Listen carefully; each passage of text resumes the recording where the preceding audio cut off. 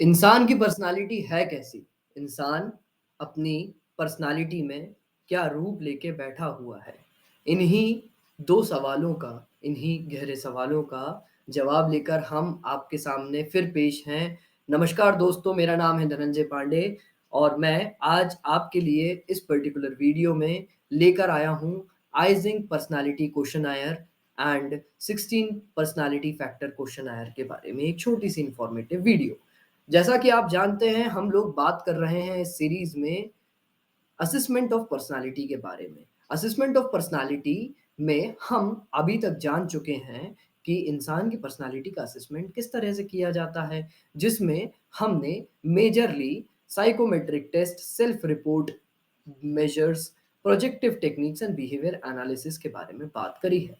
इसके पहले टॉपिक में हम साइकोमेट्रिक टेस्ट के बारे में बात कर चुके हैं। इसके जो पहला 11th क्लास 11th की जो बुक्स हैं उसमें अब इस पर्टिकुलर टॉपिक के अंदर हम लोग सेल्फ रिपोर्ट मेजर्स को समझने की कोशिश कर रहे हैं। सेल्फ रिपोर्ट मेजर्स में भी आपने लास्ट वीडियो में मिनेसोटा मल्टीफेसिक पर्सनालिटी इन्वेंटरी एमएमपीआई के बारे में जान चुके हैं। अब इस पर्टिकुलर वीडियो में आप जानेंगे आइजिंग पर्सनालिटी क्वेश्चनायर के बारे में एंड 16 पर्सनालिटी फैक्टर क्वेश्चनायर के बारे में। तो आइए मिलकर इन दोनों चीज़ों को समझने की हम कोशिश करते हैं। तो जैसा कि मैंने आपको बताया था, इंसान की पर्सनालिटी को एनालाइज करने के लिए कई सारे थ्योरिस्ट आए। उनमें एक थ्योरिस्ट थे आइजिंक। आइजिंक की जो पर्सनालिटी थ्योरी थी, उसके बेसिस पर आइजिंक ने पर्सनालिटी को 2 बेसिस पे बाँटा, जिसमें इंट्रोवर्ट एंड एक्सट्रोवर्ट नाम की 2 कैटेगरी उनने दी। इंट्रोवर्ट वह इंसान होता था जो एकांत में रहना पसंद करता था और अपने विचारों के अंदर खोया रहना पसंद करता था। वहीं उसका उल्टा एक्सट्रोवर्ट वह इंसान होता था जो अपनी ऊर्जा लोगों से बातें करके लेता था और लोगों के साथ सोशलाइज़ करके अपने आप को बनाता था। तो इस तरीके से emotionally stable and emotionally unstable नाम की भी दूसरी कैटेगरी उन्होंने बनाई। ठीक है जी, इतनी बात उम्मीद करता हूँ आपको समझ में आई होगी। तो these dimension are characterized by 32 personality traits. Later on Eysenck added a third dimension called psychoticism. Psychoticism नाम का एक अलग डायमेंशन आइजिंक नाम के एक साइकोलॉजिस्ट ने इस पर्टिकुलर आइजिंक पर्सनैलिटी क्वेश्चनर में ऐड किया। और यह जो साइकोटिज्म वाला डायमेंशन था, वो साइकोपैथोलॉजी से बहुत कुछ लिंक करता था।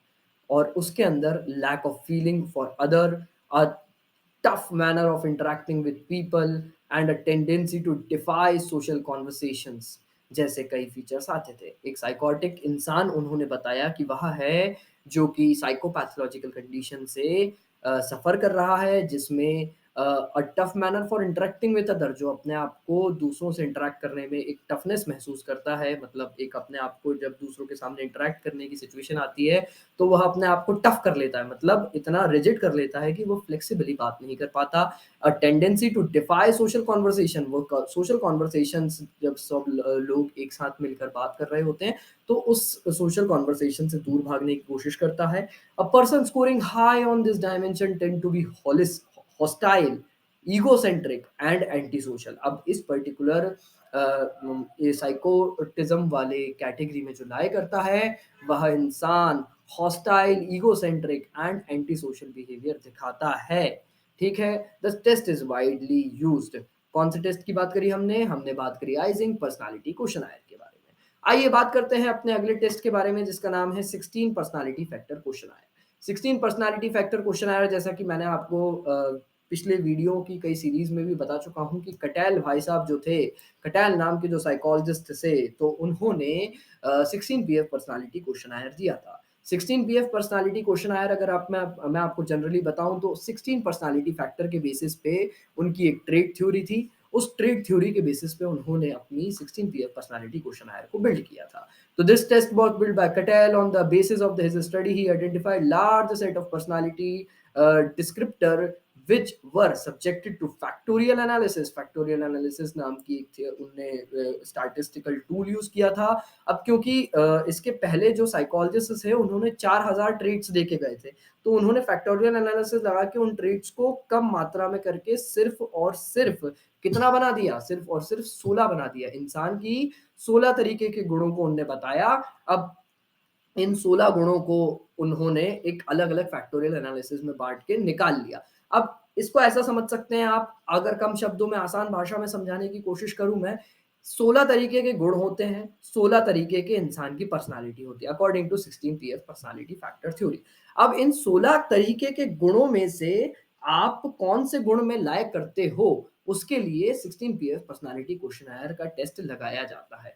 अब कई सारे क्वेश्चन रहेंगे आपके क्वेश्चनायर में, क्वेश्चनायर के अंदर कई सारे क्वेश्चन रहेंगे, उसमें आपको टिक करना पड़ेगा। उस बेसिस पे आपकी पर्सनैलिटी का एनालिसिस लगाया जाएगा और उस बेसिस पे एक आपकी पर्सनैलिटी का ग्राफ बन के आएगा। उस ग्राफ के अंदर 16 फैक्टर रहेंगे, एक पॉजिटिव साइड रहेगा, तो दूसरा नेगेटिव साइड रहेगा उस फैक्टर का। इसको ऐसा समझ सकते हो, एक अगर एक साइड इंसान की जो पर्सनैलिटी फैक्टर का रिजल्ट आया उसमें शाइनेस है, तो दूसरी तरफ उसका आउटगोइंग बिहेवियर दिखेगा। इस तरीके से 16 फैक्टर्स देखने को मिलते हैं। ओके जी, इसको इतनी बात उम्मीद करता हूँ आपको समझ में आई होगी। Which were subjected to factorial analysis to identify the basic personality structure. You will learn about this statistical technique later. The test provides with declarative statements, and the subject respond to a specific situation by choosing from a set of given alternatives. The test can be used with the high school level student as well as with the adults. यह test high school level student और adults के साथ use किया जा सकता है। It has been found extremely useful in the career guidance, vocational exploration and occupational testing. यह आपके करियर गाइडेंस में, vocational exploration and occupational training में बहुत ज्यादा यूज होता है। कैसे करियर गाइडेंस में कैसे यूज होगा यह टेस्ट?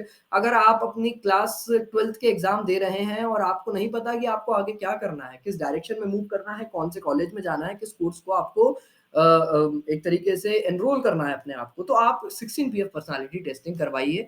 आप 16 पीएफ पर्सनालिटी टेस्टिंग के बाद यह जानेंगे कि आपकी पर्सनालिटी किस तरीके की है और आपको किस तरीके के कोर्स में एनरोल होना चाहिए। अगर आप एक क्लास 12th के स्टूडेंट हैं या फिर अगर आप क्लास 11th के स्टूडेंट हैं, तो आप यह 16 पीएफ पर्सनालिटी टेस्टिंग अपने ऊपर कर सकते हैं। अगर आपको ऐसा लगता है कि आप यह नहीं कर पा रहे हैं, तो आप हम लोगों के through Shri education group, SCG psychology के थ्रू आप इस टेस्ट को अपने ऊपर करवा सकते हैं और अपना करियर गाइडेंस और वोकेशनल एक्सप्लोरेशन कर सकते हैं। और अगर आप एक एम्प्लॉय हैं जो कि अपनी जॉब स्विच करना चाहते हैं, अगर आप एक कोई ऐसे वर्कर हैं जो कि अपनी जॉब को स्विच करना चाहते हैं, तो आपके लिए भी यह ऑक्यूपेशनल ट्रेनिंग टेस्टिंग के तौर पर यूज़ किया जा सकता है।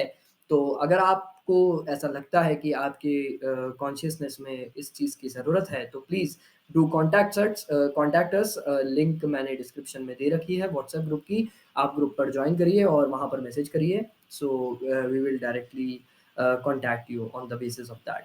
ठीक है जी, अब आगे बढ़ते हैं। Apart from the few popular test which use self report technique which has been described above, there are several other that try to access a specific dimension of personality. Example: authoritarianism, locus of control, optimism, etc. As you proceed further with your study of psychology, you will come to know about them. ऐसे कई test के जो अलग-अलग dimension हैं, 16 PF personality के test के अलावा ऐसे पॉपुलर टेस्ट हैं, जिसके अंदर जो कि सेल्फ रिपोर्ट के अंदर, टेक्निक के अंदर यूज़ होते हैं और उनके बारे में आप लोग आने वाले समय में जानने वाले हैं, जैसे-जैसे आप साइकोलॉजी में अलग करेंगे, आगे बढ़ेंगे। ठीक है जी, अब यहाँ पर सेल्फ रिपोर्ट मेजर्स खत्म हो चुका है हमारा। जैसा कि मैंने आपको बताया था, सेल्फ रिपोर्ट मेजर्स के अंदर हमने मिनेसोटा मल्टीफेसिक पर्सनालिटी इन्वेंटरी एमएमपीआई के बारे में जाना। यह सबसे पहली हमारी इन्वेंटरी थी जो कि एनसीईआरटी के हिसाब से सेल्फ रिपोर्ट मेजर में हमने जानी है। इसके बाद आज के इस वीडियो में हमने जाना आइजिंग पर्सनालिटी क्वेश्चनायर के बारे में, फिर हमने जाना 16 पर्सनालिटी फैक्टर क्वेश्चनायर के बारे में। आइए अब बात करते हैं सेल्फ रिपोर्ट मेजर्स की कुछ ऐसी बातों के ऊपर, कुछ ऐसी प्रॉब्लम्स के ऊपर जिसकी वजह से यह इतनी पॉपुलैरिटी गेन नहीं कर पाई।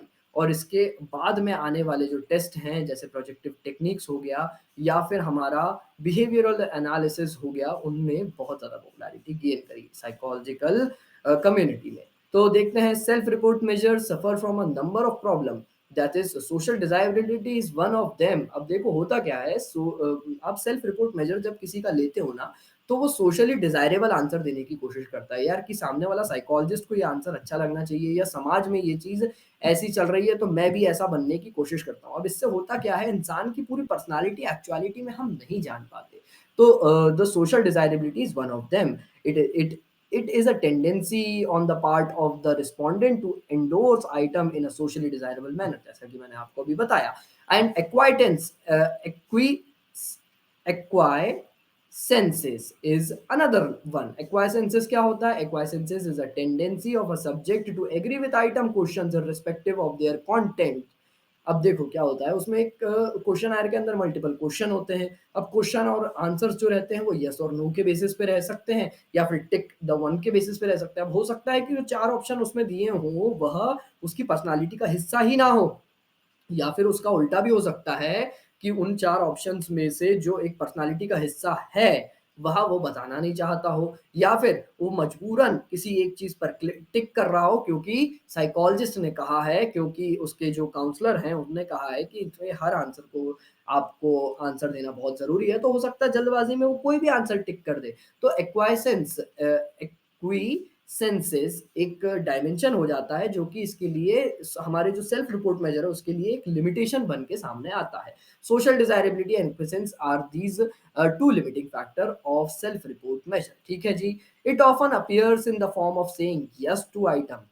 These tendency render the assessment of the personality less reliable. ठीक है. इसको इसी इन्हीं दो कारणों की वजह से इसकी रिलायबिलिटी जो है सेल्फ रिपोर्ट मेजर की वो कम हो जाती है. इस पे रिलाय नहीं किया जा सकता, इसके थ्रू पूरी पर्सनालिटी को नहीं जाना जा सकता. It is also necessary to sound a note of caution at this stage. Remember that psychological testing and understanding personality requires great skills and training. Unless you have acquired these to an optimum level, useful and under careful supervision of an expert, you should not venture into testing and interpreting the personality of your friends who do not study psychology. यहाँ पर एक disclaimer देते हुए self report major को हम and करने वाले हैं. डिस्क्लेमर यह है कि अगर आपको यह टेस्ट हाथ लगता है तो आप अपने दोस्तों के ऊपर या अपने साइकोलॉजी के फ्रेंड्स के ऊपर या अपने आसपास के परिवार के ऊपर इस टेस्ट को तुरंत ना अप्लाई करें अगर आपकी इस टेस्ट में एक्सपर्टीज नहीं है तो, क्योंकि आप जो इस टेस्ट का रिजल्ट देंगे वो बहुत ज़्यादा मायने रख सकता है इंसान की पर्सनालिटी के ऊपर. इंसान की पर्सनालिटी को आप जैसा जज करके देंगे हो सकता है वह मान ले कि वह वैसा ही है और अपनी लाइफ का डायरेक्शन उस तरीके से अपनी लाइफ में मूव करने लग जाए. तो एक डिस्क्लेमर यह है कि इस टेस्ट को एक बच्चा होने के नाते, क्लास 12th 11th के स्टूडेंट होने के नाते आप आंख बंद करके किसी पे भी ऊपर अप्लाई ना करें. पहले इसकी ट्रेनिंग ले लें, एक एक्सपर्ट साइकोलॉजिस्ट से, एक्सपर्ट ट्रेनर से उसको समझें, उसके बाद ही किसी के ऊपर इस टेस्ट को अप्लाई करें. ठीक है जी. तो आज के इस वीडियो को हम यहीं समाप्त करते हैं. अगर आपके कोई डाउट हो, अगर आपके कोई क्वेश्चंस हो तो आप प्लीज उसको कमेंट सेक्शन में बताइए. और अगर आपको यह वीडियो की सीरीज अच्छी लग रही हो तो please do like share and subscribe यार. अब तो इस वीडियो को फैल जाना चाहिए मार्केट में साइकोलॉजी के, और पता चलना चाहिए लोगों को कि हम यहाँ पर साइकोलॉजी पढ़ाते हैं. तो please do share this particular video to someone who needs that. अब कल के वीडियो में हम मिलेंगे प्रोजेक्टिव टेक्निक्स के ऊपर बात करते हुए. आप सभी के लिए आपके अपने दोस्त, आपके अपने होस्ट धनंजय पांडे, आपके अपने साइकोलॉजिस्ट भैया Dhananjay Pandey will see you in the next video. तब तक के लिए bye bye. Thank you so much.